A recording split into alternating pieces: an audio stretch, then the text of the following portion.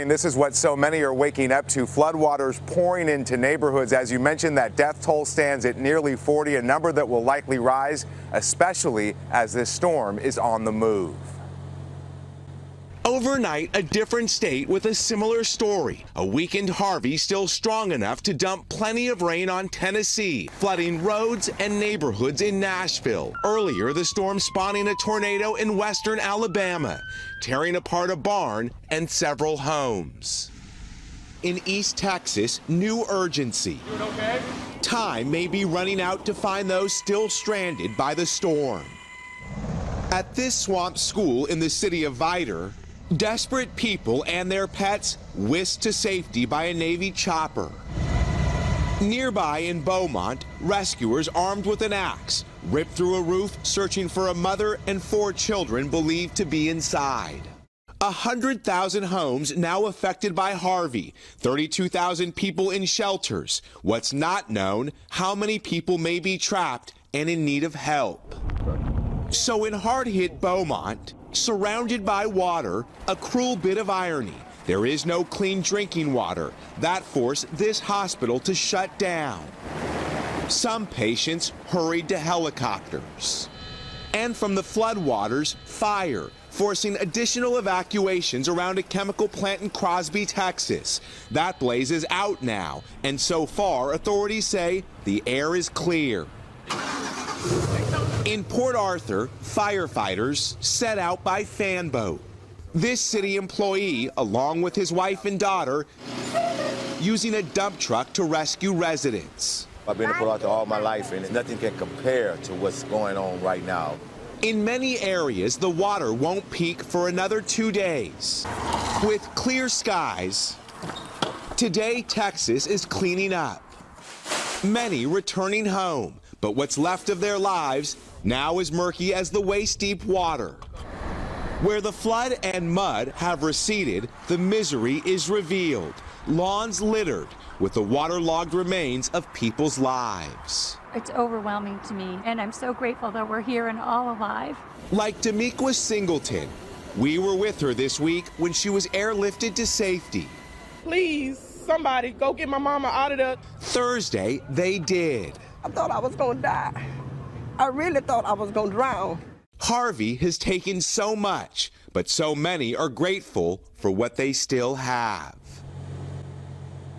It may take several days for the floodwaters here to recede, and that's when first responders will go door to door in this community. They also fear that is when the number of dead could rise.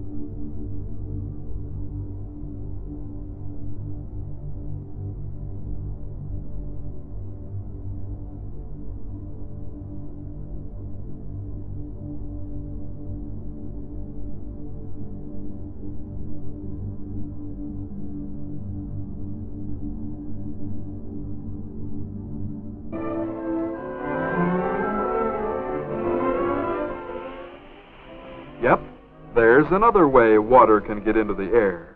The water on the doghouse roof dried pretty fast in the warm sun. This water disappears faster because the stove is hotter. This change from water we can see to water vapor we can't see is called evaporation. The cloud from the spout of the tea kettle is condensation of the water vapor from the tea kettle hitting the colder air. The hot water in the kettle gives off water vapor to the air by rapid evaporation, just as rivers, lakes, and ponds give off water vapor to the air by slow evaporation. As the hot water-filled air hits the colder air near the ice tray, the water vapor turns into clouds of tiny water droplets floating in the air, condensation. When the air is quite cold and cannot hold any more water droplets, they collect together to form larger drops, as on the ice tray. And being too heavy to float in the air, they fall back to the earth as rain.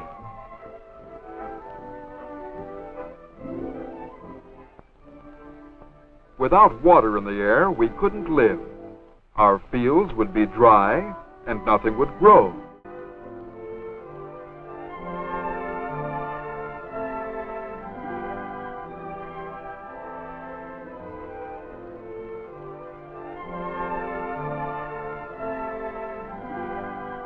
The hot water in the kettle gives off water vapor to the air by rapid evaporation, just as rivers, lakes, and ponds give off water vapor to the air by slow evaporation.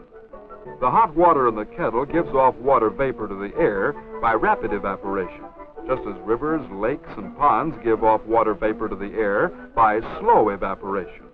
The hot water in the kettle gives off water vapor to the air by rapid evaporation, just as rivers, lakes, and ponds give off water vapor to the air by slow evaporation.